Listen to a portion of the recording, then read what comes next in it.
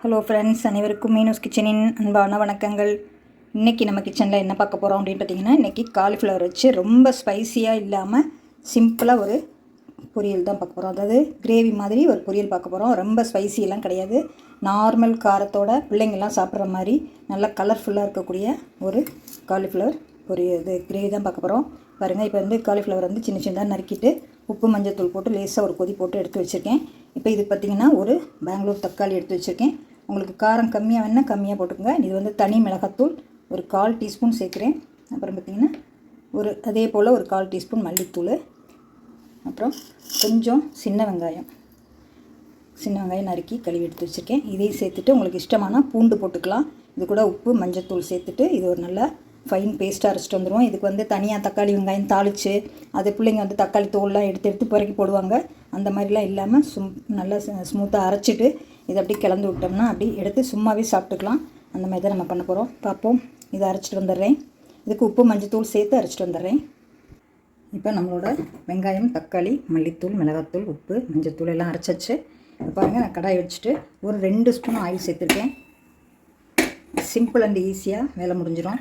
இப்போ இதுக்கு தாளிக்கிறதுக்கு சும்மா ஒரு 5-6 சோம்பு, ஜீரகம், கொஞ்சம் ஒரு 10 போல் உளுந்தம்பருப்பு எடுத்துக்கேன். இது நல்லா பொரிஞ்சதுக்கப்புறம் நம்ம இந்த அரைச்ச விழுதை போட்டு ஒரு வதக்கிட்டு நம்ம எடுத்து வச்சுருக்க காலிஃப்ளவர் போட்டு சும்மா அப்படியே பிரட்டி எடுத்துக்க வேண்டியதுதான்.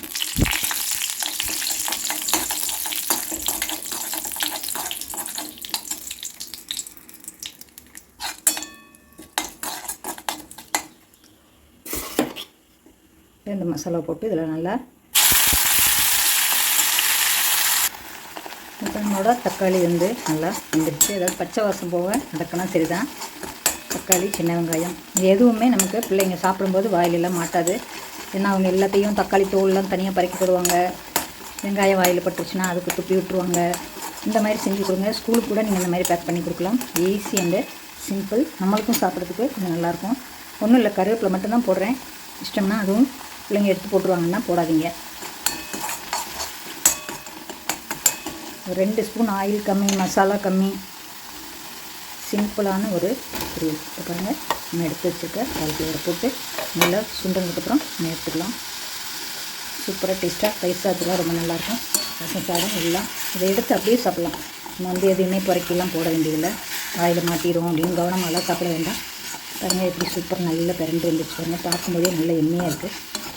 சூப்பராக இருக்குது பாருங்கள். காரம் உப்பு மட்டும் உங்களுக்கு தகுந்த அளவு சேர்த்துக்கோங்க. நான் கொஞ்சமாக 1/2 ஸ்பூன் தான் போட்டிருக்கேன் மிளகாத்தூள். அவ்வளோதான். அப்படி ஏன்னா ஏற்கனவே கொதியிலே ஒரு கொதி மஞ்சள் பொடி போட்டு உப்பு போட்டு காலிஃப்ளவர் ஒரு கொதி வெந்த உடனே அது நல்லா வெந்துருச்சு. புதுப்பூவாக இருந்தால் சீக்கிரம் வெந்துடும். உங்களுக்கு வேணால் ஒரு நிமிஷம் மூடி வச்சுட்டு இறக்கிக்கலாம். சிம்பிளான நம்மளோட காலிஃப்ளவர் பொரியல் ஈஸியாக ரெடி வச்சு பாருங்கள். இது போல் நீங்களும் செஞ்சு பார்த்துட்டு உங்கள் கமெண்ட்ஸை சொல்லுங்கள். இந்த வீடியோ பிடிச்சிருந்தால் லைக் பண்ணி ஷேர் பண்ணி கமெண்ட்ஸ் பண்ணுங்கள். ஓகே ஃப்ரெண்ட்ஸ், அடுத்த வீடியோவில் சந்திப்போம். அனைவருக்கும் நன்றி.